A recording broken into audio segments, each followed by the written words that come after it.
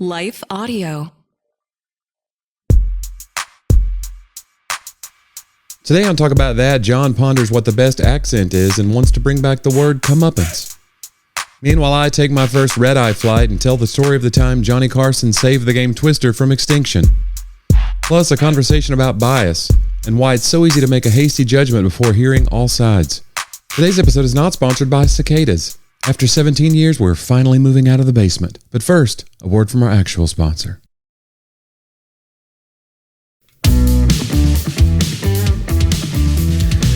Johnny, it's like we never left. It's another episode of Talk About That.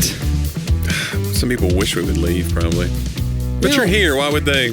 Why would you watch the? Do you think we have people who hate listen to the show? Have you ever hate watched things? You're not a hateful person, but well, listen. Have you ever been like, let's see what this guy, Yeah, I don't. Do you have frenemies? Do you have people who are like rivals? I have watched things that my wife was watching.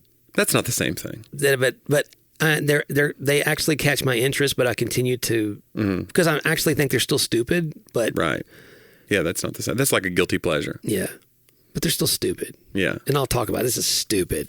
Right, but I'm not going into that. You're like, why did that guy kill that guy though? Well, as long as I'm here. No, it's never. Why is she so mad at this other lady? Right. It's like, yeah. Yeah, my wife's a housewives person. Really? She knows all about the. I just can't. I can't do it. The Real Housewives. I think the fact that we know it's not real. Right. That's what bothers me. Yeah. Yeah. Anyway.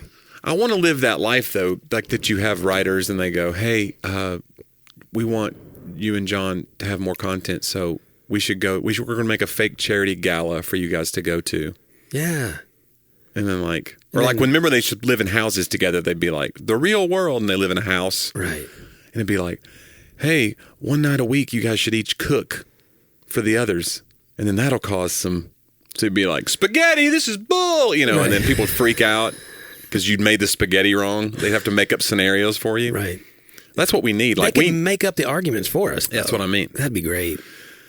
I mean, because the ones we come up with are just okay. My friend Alex was on the show making his band. It was making the band was P. Diddy's show, and then.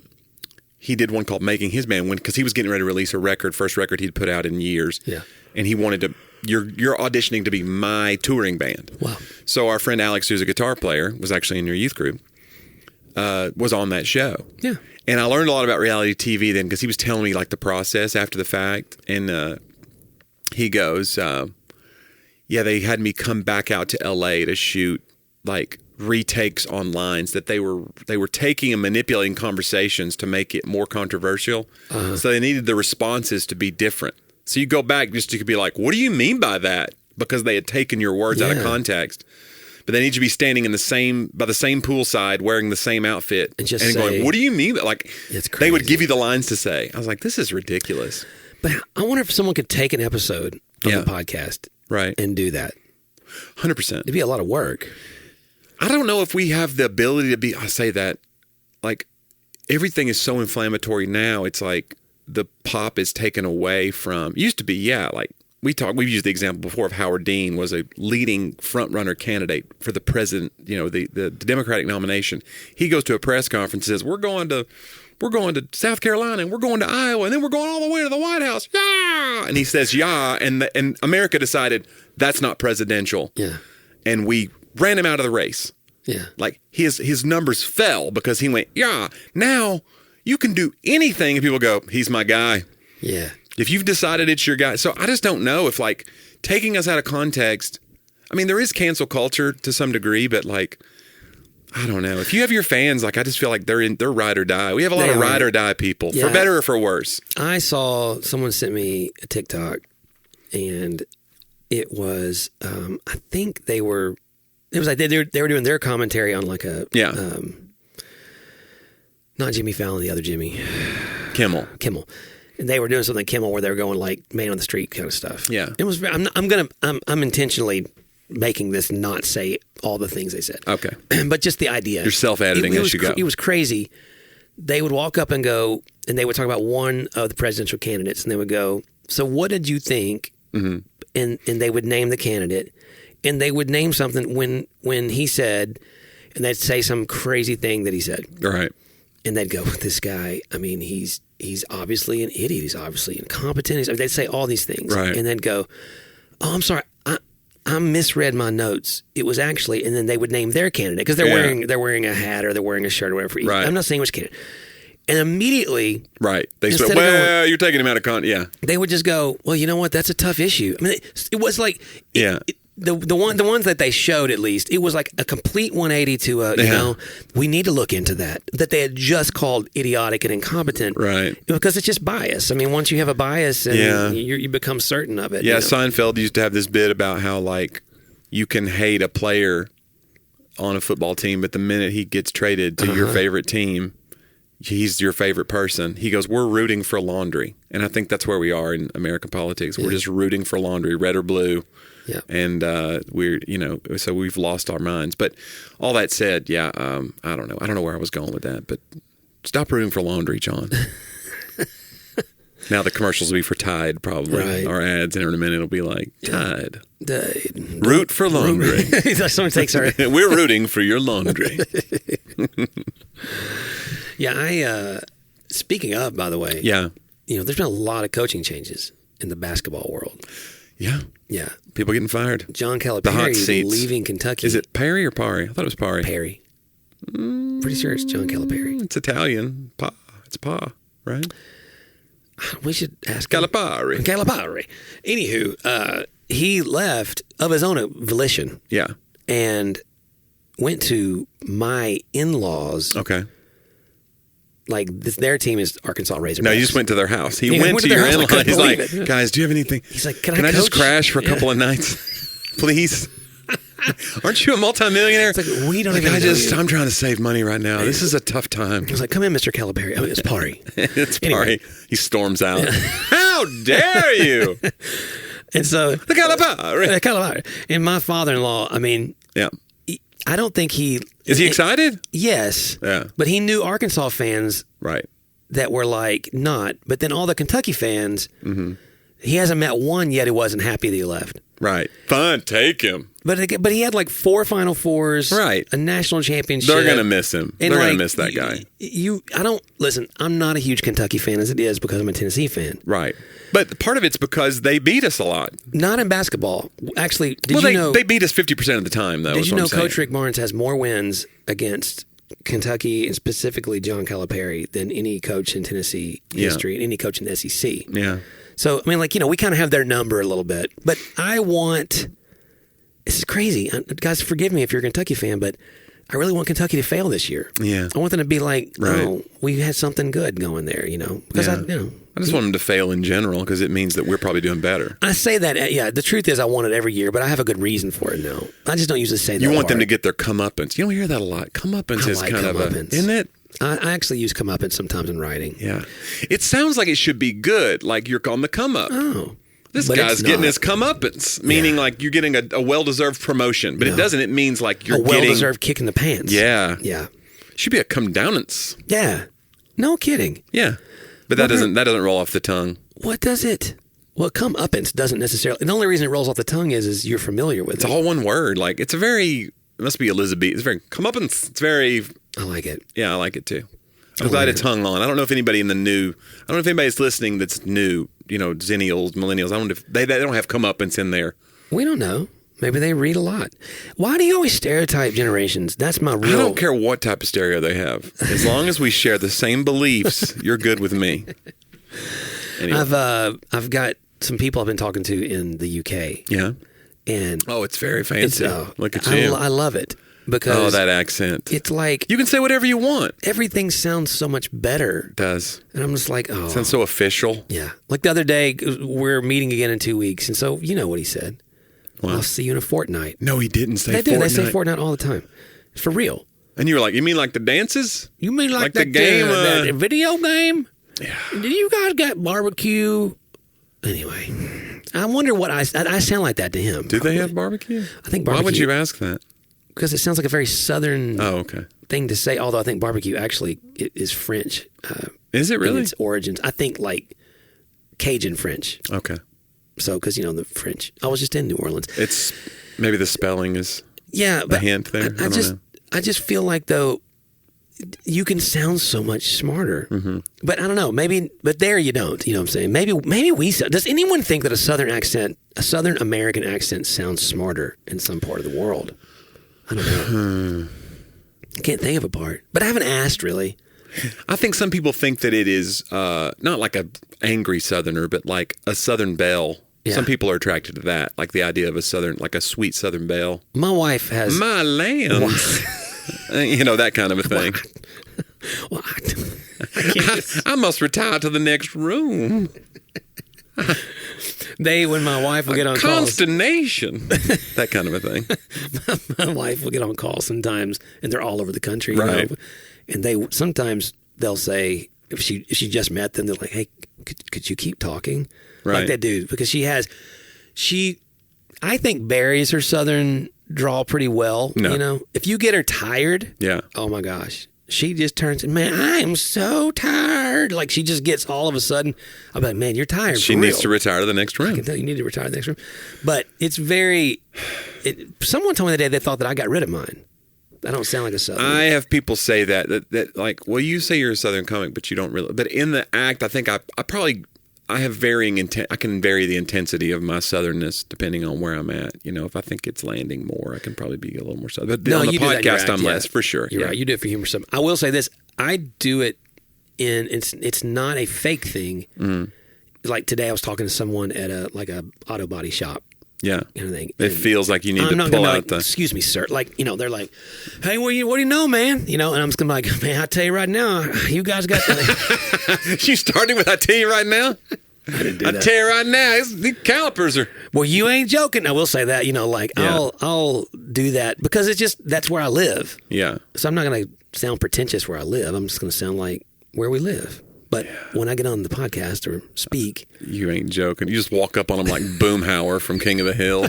Well, I tell you, right there, big old dango. Yeah, boy. Hey, guys, I think it's time that we take a word. We need a break here, obviously. Yeah. We've come off the rails. Yeah, let's give you guys a break. Yeah, take a break and hear a word from a few of our sponsors.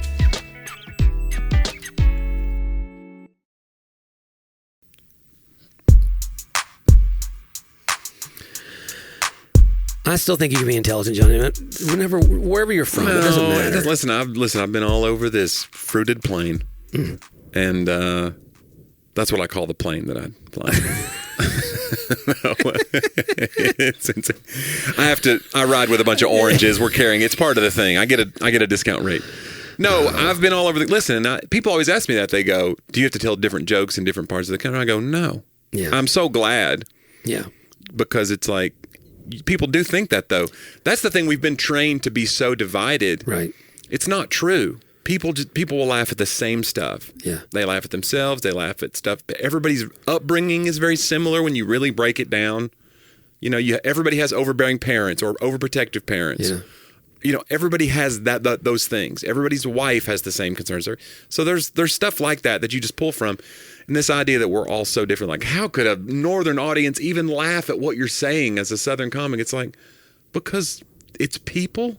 Right. But I don't know. But I will say this. I just did a run, and I talked about it a couple episodes ago that it was coming up, and we just finished it.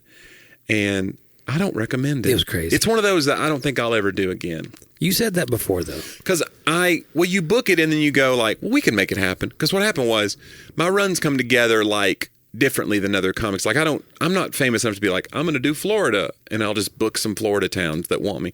Somebody will call and be like, hey, do you want to come do our theater? Do you want to come do our church? Whatever. And I say, sure. And then somebody will want like a show 2 days before, but it'll be in another area of the country. And I have to just figure out like, do I want this work or not? Yeah. And if I want it, I have to figure out a way to get there. Yeah. And if it's Vermont to Houston, that's just what we got to do. Yeah. But I had a show booked in Maryland and then a tiny town called Oakland, Maryland, which I'd never heard of course. It's like the West Virginia hook of Maryland. It's like barely Maryland. Mm-hmm. It's Maryland. Anyway. Barely Maryland. Barely Maryland. Life is but a dream. So we had this show the 2 days before was in California. So I had the day off between to travel, right? And I was like, okay, dream, fine. I'll make it work. And then this other church 2 hours north of the California show in another town called Galt, which is not a disease. but it sounds like one. Very nice people. They were like, hey, would you want to come do a show here? I go, so I immediately had to start Googling flights. Like, is this even possible to get, because you lose 3 hours in the air to get from there to Maryland. Right. There was a one flight, and it was a red eye, which I'd never taken. And I was just like, we won't get any sleep. But if we do the show, you know, it's a little extra cash. I was like, all right, let's stay and do the show. So we stayed and did the in-between day show. And immediately we had to go to the airport right after. We get to the airport, and our flight has been delayed by an hour and a half, which means we're going to miss our connection to Maryland. So I'm like, what do we do? And I talked to the lady at the counter, and she was like, there's only one other. I go, is there any flight that can get us there? A quantum leap. That's what. Yeah, exactly. Do you have a wormhole in your back pocket? Yeah. She said there's one flight that goes from here to, it leaves in an hour, and it goes to Charlotte and then connects in Charlotte. Because we were going to connect in Dallas, Fort Worth, which is gigantic, and I knew there's no way. You just run. You just get off the plane and you run. That's all you do in Dallas. So I was like, not doing that. She goes, the connects in Charlotte, you might make it. We can check. Then she couldn't get me seats on the plane. So it took like another 30 minutes at the counter. Then we had to just like bolt through security. Wow. We run on the plane. We get in. And then we have to try to like wind down and go to sleep. Had you checked luggage? We had checked luggage, but we hadn't checked luggage for the other flight. She let us check luggage on this new one. Oh, okay. So it was as we were checking in that she found this other. Luckily, I knew to ask her. I was like, we're not going to make this. And I said, you understand, like, I'm an entertainer, so I only get paid for jokes I tell. Right. So I can't just be like, well, they have a contract. Like, you have to show up. Right. She was like, okay. So we started looking at it. She was click-clacking around, and she found something. But the stress of it, and then the fact that by the time you get to the area you're going to, they don't want you to let you check into the hotel. You've been up. We had been up for 30 hours. And they're like, well, check-in's at 4. I'm like, oh, no. We've been up since 6 a.m. yesterday. Like, you couldn't even explain it. No, because, I mean, just explaining it to you, you're already rolling your eyes back in your head. Nobody wants to hear your dumb travel stories. I'd let you check in early, Jim. Anyway, they did let us check in, and we slept for 2 hours, and then I went and did a show. And then after the show, we slept for, like, overnight. But then I had to do 2 morning services on the Sunday. Wow. So, in the same town. So, the other side of the town, which it was a cool town, Oakland, Maryland. It's like a ski town in the winter. They have a ski resort. And then it's a big lake town, so they have like hunting and fishing and hiking. So I was like, this is like a little hidden gem. Yeah. Oakland, Maryland. There you go. The other Oakland. Shout out to Oakland, Maryland. So when I told people like I'm going to do California, I'm going to do Visalia, then I'm going to do Galt, then I'm going to do Oakland. It sounds like a California run, but kind of does. Not. And I think the hard part for you would be, of course, you're a pro. No. Like suddenly now being that exhausted, but there again, they're paying customers. Like you got to give them now. Yeah, you try you're walking in and you're, you know, fixing their car or something like where you can look however you want. You have to play a part a little bit. You do. You have to get in. You have to change. It's like I know you've had this conversation. We've had this conversation about like body language, like body language being so important. And I have like a resting face that's not very inviting. Yeah. But I can be like, all right. So when I get it ready to go into a room, if I know that like there are expectations on me, I need to like be not on necessarily, not like zany, but I need to be like upbeat, right? Because this person's whatever, and I'm fine with doing that because I feel like it will change you. It will change your attitude. Yeah, if you make yourself get into that mode, it's okay. I don't ever want to be fake, but there is a thing where you don't want to give somebody your second best just because they were the show that after you didn't get 30 hours, you'd sleep for 30 hours. Yeah. They're like, oh, well, I guess we should have booked him on the Wednesday before. It's like, no, you're going to get the same show. Yeah. You're not going to know how haggard I am. But when this show is over, I'm going to go find a bed and I'm going to collapse into it. Wow. But I just don't want to do that anymore. So if you're thinking of booking me on the East Coast and I've just been on the West Coast, I would recommend against it. Because Johnny needs sleepy. It's interesting you said that it will change your attitude. We've been talking about that in the volleyball world. Yeah. Because there's all these videos, and we follow the recruiting videos and stuff, and there's so many, like, you know, Texas won the national championship. Yeah, didn't you say one was like hands on your hips? That's some stuff we came up. An out facing. Yeah, we watched stance. So you had, which I think that would be weird for me. Right. Why is Johnny walking in with his hands on his hips? Right. It's more of an athlete. Is he going to draw? Is this There was I'm going to take 10 paces. A Texas player said, and she's like the star. Yeah. She was like, she'll go to these tournaments and watch high schoolers. And she'll see them pout, hit the floor after a bad play, She's like, I can't believe you're doing this because this is what the coaches are watching. Right. Like they're not, if you get recruited, you get to go to a camp, you're probably a decent player. But what they're looking for is when everything goes bad. Like poise. Yeah. Like, what do you do whenever Composure. you just lost 5 serves in a row and like it's your worst game ever and I'm here watching? Mm-hmm. How are you going to hold up? And so that's like we've been talking about the thing about body language when we studied it.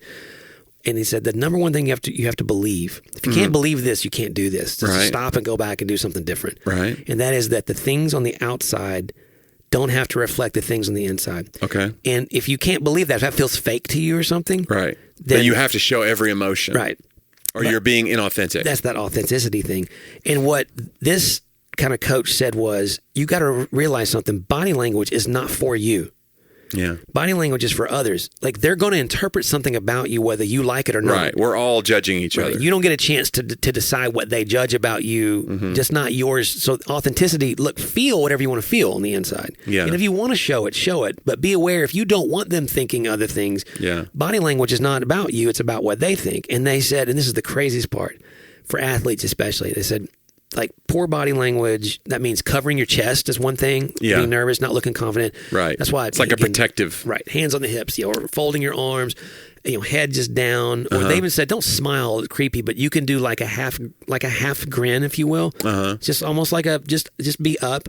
No matter what's going on the inside, you can practice that. And this player from Texas said, you will never probably see me on the court be upset when something goes wrong. And she was like, that's not because that's just my disposition. She's like, I have worked and studied and worked so hard to practice that. And I thought that was very interesting. But they said, if not, you actually transfer emotions to other people by your body language, to your point. So if you come in, you may not be, you may be feeling something different. Part of leadership. It's just what it is. Like, so now we work on mindset, body language, and showing up physically, so recognizing your mindset and your body language are two different things, and one's for you and one's for them. Right. There you go. Huh. And because I have horrible posture.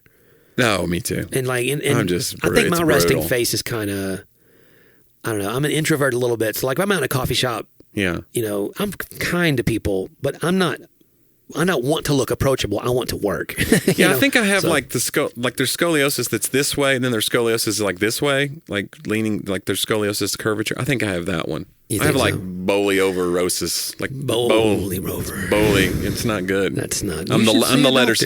Well, I think it's too late. That's good. What do you do? The self-diagnosis is working well for you. Yeah. I'm gonna put me in a big brace now for the rest of my days. I don't know. You got a lot of days left, John. Look, I'm shooting for 100, bro. Bless your heart. I am. I turned 50 this. I know, but this year. If you put your life into fourths, that means I'll be 200. You just begun the third fourth. Oh, I thought you meant you have a whole fourth and then a whole fourth after that. You're not even halfway through the third fourth. Okay. Did you say halfway through the third fourth? I did. Now a word from Fifth Third Bank. That's so crazy. Hey, John, I think it's about that time. Oh, okay. Quote of the week from John. Quote of the week. Yeah, they talked about that.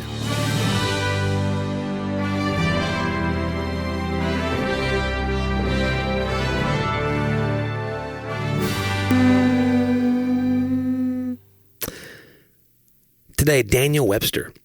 Not to be confused with Noah Webster. Is Daniel Webster the dictionary guy? No, that's Noah Webster. Oh. Daniel Webster, late 1700s. He's the one from the Lion's Den. To mid 1800s. One of the most famous attorneys in American history. Okay. And he argued before the Supreme Court, like Marbury versus Madison and others. And he also then argued over the Bank of America during the Jacksonian period. So, a statesman, if you will. He's also Secretary of State a couple times.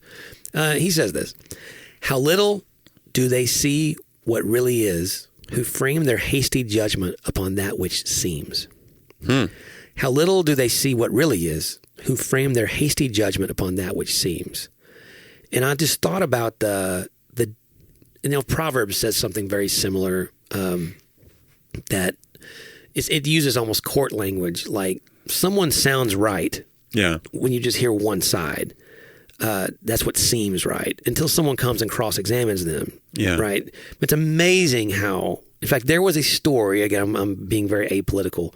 There was a story in Tennessee that was being blown up, and I was kind of outraged about it until I went and read the actual bill or article that was passed. Yeah. And I was like, okay, I still may not agree with this, but this was not what I was hearing until I actually saw the other side. It was more reasonable than I expected. That's what I'm saying. You know, yeah. It may not still be something I would agree with. But that doesn't get clicks. You want to make it the most incendiary version of it. Right. Whenever you're trying to sell papers. A hasty judgment upon what seems to be. Yeah. I think it's high time you got cross-examined. Bring it. There is a thing called like recency bias too, where like the most, like you want to make your closing statement the last one. Right. Doesn't the defense get a chance to be the last closing statement in a murder trial or something? Isn't it always they get? Recall. How does it work? Do they flip a coin? I wish Daniel Webster was here because he could definitely tell us. You know what I mean? Like, because I think the defense should be the last. Like, all right, let's not put a man in jail. Let me have the last word. Well, since you're innocent until proven guilty, that's probably the defense. Anyway, I'm not sure about how it works. I think it should be a coin flip. I think we should go with mine. A jump ball. A jump ball in center court. It's literally center court. You put them out there. Or you could do it like the college game and just be like, look, who had last possession? Because we're not really going to jump. Exactly. Why do they stop jump balling? Possession is 9/10 of the law. Oh, come on now. We are bringing it. I mean, and if you're only 1/2 through your 9/10. Yeah. Okay. I do want to be the guy that allows the full story. And I think the key word here is hasty. Yeah. Like, you can't get the full breadth of truth on an important matter quick. Well, we want agreement more than we want the full story. Yes. So like if we already have a bias we walk into it with, which we all know exists, we do have biases, and then you see a 10-second blurb that confirms your bias, you've got all you need. If you want to stop watching or listening, you can, and feel satisfied and feel moral superiority over that issue, whatever you want to do. I knew I was right about them. Yeah. And it takes more intellectual curiosity to dig into an issue, and we've become a very soundbite generation, and we don't want that. We want it to be like, I can boil you down 5 seconds. I know what you are. You're a bad guy. That's why the cancel culture thing is so dangerous. It's like you take an old tweet from when a guy was 21 years old. He said something stupid, and you go, I've decided you're a bad person now. Right. It's like, well, what if it was your son? You would hope that America would go, you can grow past that. What about the stupid things you did when you're 21 that no one ever saw? Right, because Twitter didn't exist. And so I just think like we have a culture that wants to boil each other down and immediately make, like you said, rash, quick, hasty decisions on each other. Yeah, it's easier to go with what seems than what is, because and it's also hard whenever someone defies. It was hard for me when I read that and it wasn't what I thought. Yeah. Or it was a little different. Right. It was because I had to back off of the, perhaps the dopamine hit of rage that you get from being able just to rail at the heavens about whomever you want. So, I mean, I think it's an interesting thing to humble yourself and go, things may be more reasonable than I make them out to be, or I'm being told that they are. Yeah, it's like the death of nuance, Yeah. There's a Tom Nichols wrote that book, what was it? The death of, what was the book? Dialogue? No. Conversation? No, it was the one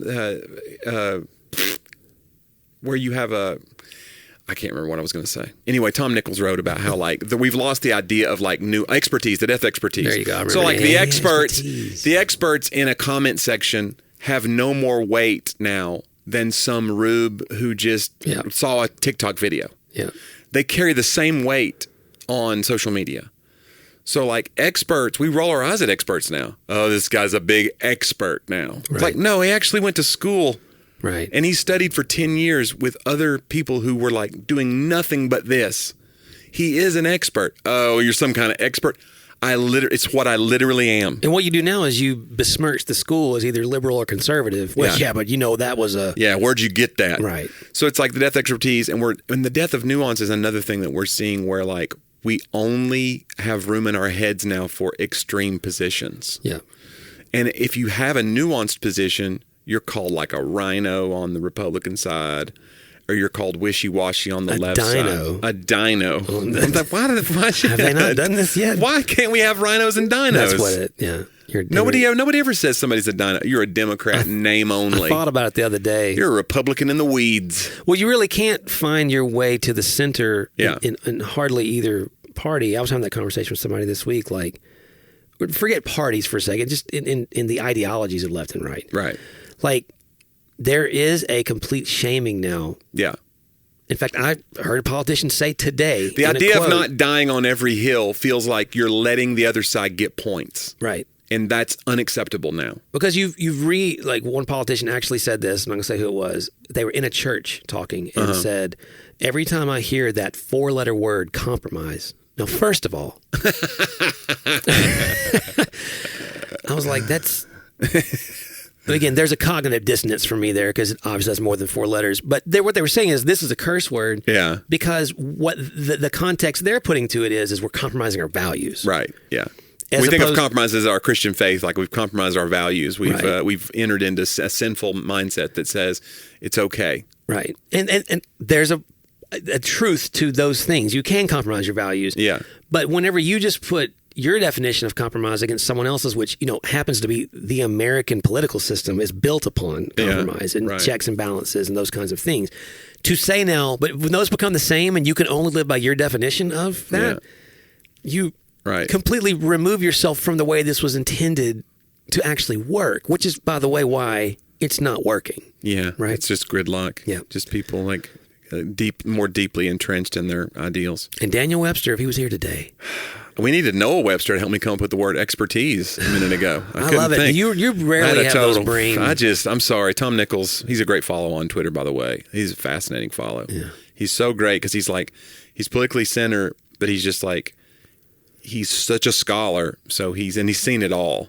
So his tweets are always very fascinating about the political landscape. But anyway. And if we were going to cut up this thing and make it say what we wanted to say, I would have had you say all that about me. John, and then go into this whole thing. Yeah. He's brilliant. John, let's go all the way back. Yes, let's do it. This Week in History, we call it Talk About Then. John, this week, 1988, excerpts from U.S. President Ronald Reagan's former chief of staff describing astrologer Gene Quigley's role in the White House decisions are printed. James Baker? No, maybe it didn't say. It just said excerpts from his. There was an article in Time magazine, and the excerpts from that article were describing an astrologer's role in White House decisions, and so it was kind of a hotbed article. It was like a huge, just firestorm of controversy at that point, especially since Reagan kind of ran on Christian values. Yeah. Donald Reagan wrote virtually every major move and decision in the Reagans made during my time as White House chief of staff. So this was Donald Reagan. I'm sorry. Yeah, Donald Baker Reagan was secretary of state. Yeah, Sorry. Was cleared in advance with a woman in San Francisco, Quigley, who drew up horoscopes to make certain that the planets were in a favorable alignment for the enterprise. So this was kind of I remember it being kind of a big deal, but also kind of sort of, well, come on now. And people tried to make excuses. Mrs. Reagan began using Quigley after Quigley claimed she could have foreseen the 81 assassination attempt of Reagan had she been watching for it.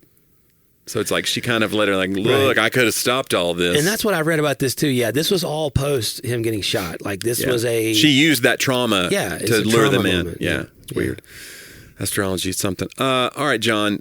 The earliest successfully predicted and recorded solar eclipse in the Western world. When do you think it happened? Recorded? The earliest one that literally people predicted it correctly. Huh. Because you always think it's a pretty new phenomenon.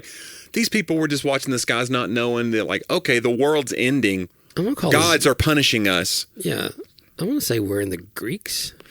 1375 BC. Yeah. The Babylonians successfully predicted an eclipse. Greeks. That's crazy. Yeah. You just don't think of them being, I don't know. It's easy to do that. You're they didn't even know. But no, I think they knew on this kind of stuff. I don't know if they knew what it was, but they predicted it's coming back. Maybe. I don't know. They spent more time looking at the sky than we do. You got to remember that because that's what they had. That's right. If you look, we're looking down at our phones. Come on now. Come on. Some of y'all need to look up. Okay. That's probably why my posture's so bad. Yeah. Well, I got a bad pasture too. A bad pasture. I really gotta. You gotta. These cattle are in trouble that I have. John, finally, this week, 1966, Jonny Carson saved Twister. The game Twister strikes gold when Jonny Carson plays the game on Tonight Show with actress Eva Gabor, star of TV's Green Acres. Up to then, sales of the game were slow, as many stores felt the game was too risque and refused to carry it. It is too risque, by the way. It's a party game for kids where it's like, hey, blue dot here. Hey, now you wrap yourself around that person. Red dot. It's like, we're kids. Yeah. Sales were so slow, the game was about to be pulled from the market. However, the day after Carson and Gabor played it on TV, people were lining out of stores asking for the game, and 3 million were sold the following year. Come on. Twister was originally going to be called Pretzel, but that name was already being used for a toy dog. Oh, wow. So there's another toy on the market called Pretzel. The dog. Which went on to be a huge seller because they got Pretzel the dog to play Twister with other dogs, and it was a huge cross-marketing success. Absolutely. I remember that. Did you ever play Twister? Yeah. And you don't think of it as being inappropriate? Or it has the potential for being inappropriate? If I played as a teenager, that's probably why I tried to play That's what you're like, Twister's my favorite. I don't remember. I mean, I think I was a younger kid, so no, I think that was before I was in a place of looking for the comedian Brian Regan, who's probably the best ever. He had a great bit that I remember from one of his earlier records about his older brother not letting him play Twister, so he would go back and put Vaseline on all the circles and just watch them play and be like, left foot broken. Broken feet. That's great. Anyway, John. We endorse that here. Yeah, we do. We're a family-friendly show that enjoys broken feet. John, where can people go to hear other episodes of the show? They would go to talkaboutthatpodcast.com. Click on that upper right-hand corner. You can help support the show. We love our patrons. The bottom right-hand is where you click on the little quote bubble. That's where you send us a note. Or you can just send an email to hello@talkaboutthatpodcast.com. We love to get emails. We read them a lot. We do. It's like we have little pen pals. There's been a lot lately. Yeah, a new influx, if you will. We appreciate that. There's been a lot of new downloads, a lot of new listeners, and we appreciate you guys reaching out. It means a lot. You should check out Jonny W, Jonnie. Now, I know you wanted to spell it differently. You wanted to spell it wrong. That's why I'm telling you how to do it. JonnieW.com. New tour dates going up. I got some things. I'm all over the country. Yeah. Even when I shouldn't be. Yeah. That's crazy. East to west. Wait, west to east. Yeah. East to west is easier because you gain time. Right. Going west to east, I don't think I want to do that anymore. Yeah. I mean, I love you, California, but man, and they're good folks, but getting up at 5 a.m. it wasn't even 5 a.m. I left at midnight the night before. Yeah. But I know a lot of comedians that live out there and they do shows on the East Coast. I'm like, you have to just take early morning flights and just pray every time. They go, no, we go the day before. They have to go. So you have to go and get an extra hotel room. It's a whole thing. Interesting. No, thank you. No. But anyway, tour dates on the website, tickets, and info. Follow me on socials. Follow John on socials. It's fun. Do it or don't. Watch the episodes on YouTube. We want you to subscribe to our YouTube channel. Subscribe to YouTube would be very helpful. Talk about that podcast. Leave us a review on wherever you listen to your podcasts and share it with a friend. We're asking a lot of you. We are. And I'm sorry. Yeah, but y'all can do it. If you liked this 40 minutes, then hey, take 5. That would make it about 45 minutes of your time. Yeah, you can do That's not a lot. It means a lot, guys. Hey, thank you so much. We'll see you next week on Talk About That.